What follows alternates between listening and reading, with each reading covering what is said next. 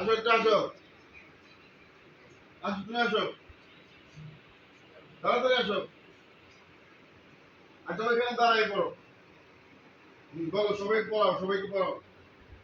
ইতবাকুন বলো। ইতবাকুন ইতবাকুন ইতবাকুন অর্থ ঢেকে যাওয়া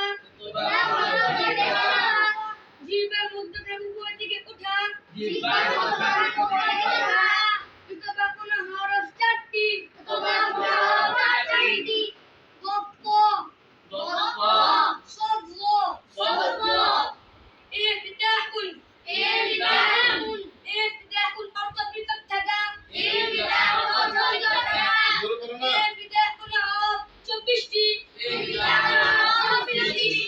হামজা আইন হা ওয়াইন খ কফ কাফ জিম শিন ইয়া লাম নুন ওয়া দাল তা